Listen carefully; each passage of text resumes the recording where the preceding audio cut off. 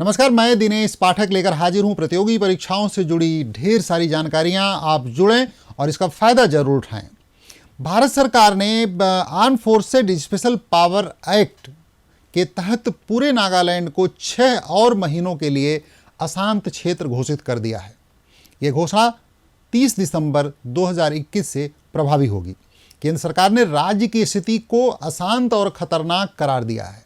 यह निर्णय केंद्र सरकार द्वारा नागालैंड से विवादास्पद सशस्त्र बल अधिनियम को वापस लेने की संभावना की जांच के लिए एक उच्च स्तरीय समिति के गठन के कुछ दिनों बाद लिया गया। Arm forces special power act दशकों से नागालैंड में काम कर रहा है। केंद्र सरकार का विचार है कि संपूर्ण नागालैंड का क्षेत्र ऐसी अशांत और खतरनाक स्थिति में है कि नागरिक शक्ति की सहायता के लिए सशस्त्र बलों का उपयोग आवश्यक है। सरकार ने पूरे नागालैंड को अशांत क्षेत्र घोषित करने के लिए सशस्त्र बल विशेष अधिकार अधिनियम 1958 की धारा 3 द्वारा दी गई शक्तियों का प्रयोग किया है। यह निर्णय एक पैनल की सिफारिश के बाद लिया गया था, जिसे arm forces special power act को वापस लेने की संभावना की जांच के लिए बनाया गया था। गृह मंत्रालय में अतिरिक्त सचिव पीयूष गोयल ने इसे बढ़ाने की अधिसूचना जारी की। उन्हें पैनल में सदस्य सचिव के रूप में नामित किया गया था। पैनल के अध्यक्ष सचिव स्तर के अधिकारी विवेक जोशी हैं। 14 नागरिकों की हत्या के कारण नागालैंड में बढ़ते तनाव को कम करने के लिए इस पैनल का गठन किया गया था। आइए अब इस अधिनियम के बारे में भी जान लेते हैं। सशस्त्र बल विशेष अधिकार अधिनियम 1958 सशस्त्र बलों को अशांत क्षेत्रों में सार्वजनिक व्यवस्था बनाए रखने की शक्ति देता है, ताकत देता है। इस अधिनियम के साथ सशस्त्र बलों को कानून के उल्लंघन में पाए जाने वाले व्यक्ति को चेतावनी देने के बाद बल प्रयोग या यहां तक कि गोली मारने तक के अधिकार हैं। अब यह भी जान लिया जाए कि अशांत क्षेत्र क्या है। एक ऐसा क्षेत्र जहां नागरिक शक्ति की सहायता के लिए सशस्त्र बलों का उपयोग आवश्यक हो को अशांत क्षेत्र कहा जाता है। Arm forces special power act की धारा 3 के तहत किसी भी क्षेत्र को अशांत क्षेत्र घोषित किया जा सकता है।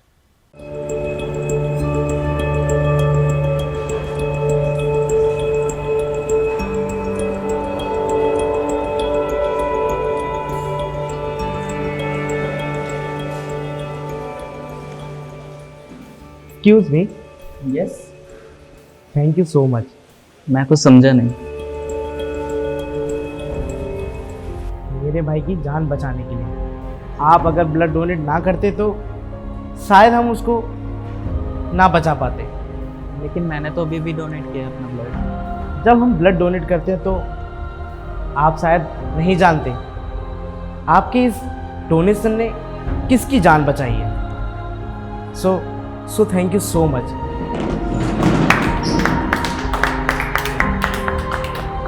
ब्लड डोनेट करते रहिए, जिंदगी बचाते रहिए। क्या पता आपका ब्लड डोनेशन किसी की जान बचा दे। बढ़ते हैं अगली खबर की तरफ।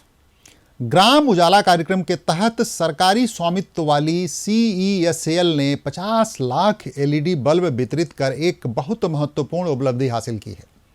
ग्राम उजाला कार्यक्रम के प्रोजेक्ट के तहत CESL ने यह लक्ष्य प्राप्त किया है।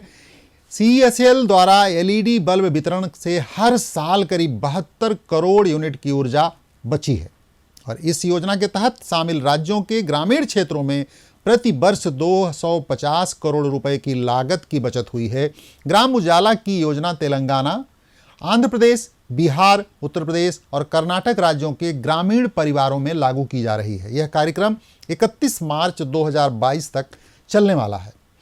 CESL ने मार्च 2021 में केंद्रीय ऊर्जा और नवीनीकरणीय ऊर्जा मंत्री RK सिंह के नेतृत्व में इस कार्यक्रम की शुरुआत की थी। इसने इसी वर्ष यानी 2021 के दिसंबर माह में राष्ट्रीय ऊर्जा संरक्षण दिवस 2021 के अवसर पर एक दिन में 10 लाख बल्ब वितरित करने का मील का पत्थर हासिल किया। इस कार्यक्रम के तहत CESL 10 रुपये प्रति बल्ब की दर से उच्च गुणवत्ता वाले 7 वाट और 12 वाट के LED बल्ब मौजूदा साधारण बल्बों के बदले उपलब्ध करा रहा है। इस पर 3 साल की गारंटी भी है। इसके तहत प्रत्येक परिवार को अधिकतम 5 बल्ब एक्सचेंज करने का अधिकार है। एक नज़र में CESL के बारे में भी जान लेना जरूरी है, क्योंकि प्रतियोगी परीक्षा के छात्रों के लिए ये बेहद उपयोगी है। CESL सरकार के स्वामित्व वाली एनर्जी एफिशिएंसी सर्विसेज लिमिटेड की एक सहायक कंपनी है जो सार्वजनिक क्षेत्र की कंपनियों को एक संयुक्त उद्यम है। यह विद्युत मंत्रालय के तहत स्थापित किया गया है। CESL स्वच्छ, सस्ती और विश्वसनीय ऊर्जा प्रदान करने पर खुद को केंद्रित करती है। अब थोड़ी विदेश की बात। भारत और सऊदी अरब के बीच अब यात्रियों को आने जाने में कोई दिक्कत नहीं होगी। भारत सरकार और सऊदी अरब सरकार ने नियम को पूरा करने वाले सभी यात्रियों को दोनों देशों के बीच यात्रा करने की अनुमति देने के लिए एक एयर बबल समझौते को अंतिम रूप दिया है। यह एयर बबल समझौता दोनों देशों के बीच 1 जनवरी 2022 से उड़ानों की अनुमति देगा, जिसके तहत जिन यात्रियों को भारत से सऊदी अरब के लिए उड़ान भरने की अनुमति होगी उनके लिए ये जरूरतें पूरी करना जरूरी होंगी। जो लोग सऊदी अरब के नागरिक या निवासी हों, ऐसे भारतीय नागरिक या नेपाल या भूटान के नागरिक जिनके पास सऊदी अरब का वैध वीजा है और केवल सऊदी अरब के लिए नियत किया गया है, यह उन एयरलाइंस के लिए होगा जो यह सुनिश्चित करती हों कि भारतीय या भूटानी या नेपाली नागरिक के सऊदी अरब में प्रवेश करने के लिए कोई यात्रा प्रतिबंध नहीं है। आपको यहाँ पर एयर बबल समझौते के बारे में भी जानकारी दे देते हैं। एयर बबल समझौता 2 देशों के बीच अस्थायी व्यवस्था है। इस तरह की व्यवस्था का उद्देश्य कॉमर्शियल वाणिज्यिक यात्री सेवाओं को फिर से शुरू करना है। अगर नियमित अंतर्राष्ट्रीय उड़ानें निलंबित हैं, कोविड-19 महामारी के बीच भारत ने कई देशों के साथ एयर बबल समझौता किया है। इनकी बात की जाए तो भारत ने Afghanistan, Bahrain, Australia, Bhutan, Bangladesh, Ethiopia, Canada, Germany, Finland, France, Japan, Iraq, Kenya, Kazakhstan, Nepal, Kuwait, Maldives, Mauritius, Oman, Netherlands, Nigeria, रूस, कतर, सेशेल्स, रवांडा, सऊदी अरब, Singapore, Switzerland, Sri Lanka, Tanzania, United kingdom, संयुक्त राज्य अमेरिका, यूक्रेन, संयुक्त राज्य अमीरात और उज्बेकिस्तान सहित 35 देशों के साथ एक हवाई बबल समझौते पर हस्ताक्षर किए हैं। एयर बबल समझौता के तहत जरूरी हवाई सेवाएं जारी रहेंगी, लेकिन भारत ने कोविड-19 के बढ़ते मामलों और ओमिक्रॉन वेरिएंट के कारण 31 जनवरी तक भारत में सभी निर्धारित अंतर्राष्ट्रीय यात्री उड़ान संचालन को निलंबित कर दिया है। केंद्र सरकार ने उपभोक्ता संरक्षण नियम 2021 consumer protection direct selling rules 2021 को अधिसूचित किया है। नए नियम जिन पर लागू होंगे उनमें प्रत्यक्ष बिक्री के माध्यम से खरीदे या बेचे जाने वाले सभी सामान और सेवाएं, उपभोक्ताओं को सामान और सेवाएं प्रदान करने वाली सभी प्रत्यक्ष बिक्री संस्थाएं, डायरेक्ट सेलिंग के सभी मॉडल, प्रत्यक्ष बिक्री के सभी मॉडलों में सभी प्रकार के अनुचित व्यापार व्यवहार प्रत्यक्ष बिक्री इकाई पर लागू होंगे। इन नियमों की बात की जाए तो अधिसूचित नियमों के तहत प्रत्यक्ष बिक्री इकाई और प्रत्यक्ष विक्रेताओं को निम्नलिखित कार्यों के लिए प्रतिबंधित किया गया है: पिरामिड योजना को बढ़ावा देना या इनमें किसी व्यक्ति का नामांकन करना, मनी सर्कुलेशन योजना में भाग लेना, राज्य सरकारों को इन नियमों के अनुपालन को सुनिश्चित करने के लिए निगरानी करने के आदेश दिए गए हैं। इन नियमों से प्रत्यक्ष बिक्री संस्थाओं पर कुछ दायित्व मिलते हैं, जिनमें जो बातें शामिल हैं उनके तहत उनके पास भारत के भीतर पंजीकृत कार्यालय के रूप में कम से कम एक भौतिक स्थान होना चाहिए, फिजिकल ऑफिस होना चाहिए। उन्हें स्व घोषणा करनी चाहिए कि डायरेक्ट सेलिंग एंटिटी ने इन नियमों के प्रावधानों का पालन सुनिश्चित किया है और वे पिरामिड स्कीम यानी मनी सर्कुलेशन स्कीम का हिस्सा नहीं है। डायरेक्ट सेलिंग इकाई के सभी उत्पादों को लीगल मेट्रोलॉजी एक्ट 2009 के तहत की गई घोषणाओं का पालन करना अनिवार्य होगा। प्रत्यक्ष बिक्री इकाई को पर्याप्त शिकायत निवारण तंत्र स्थापित करना होगा। उन्हें अपनी वेबसाइट पर वर्तमान और अपडेटेड नाम और अन्य विवरण प्रदर्शित करने होंगे। वेबसाइट का विवरण उत्पाद सूचना पत्रक और पैम्फलेट पर प्रमुखता से प्रिंट करना होगा। नए नियमों के अनुसार शिकायत निवारण अधिकारी को शिकायत प्राप्त होने के 48 घंटों के भीतर किसी भी उपभोक्ता शिकायत की प्राप्ति की सूचना देनी होगी। वे शिकायत प्राप्त होने की तारीख से 1 महीने के भीतर शिकायत का निवारण करेंगे। यदि देर होती है तो देरी के कारणों और उस पर की गई कार्रवाई के बारे में शिकायतकर्ता को लिखित रूप में सूचित करना होगा।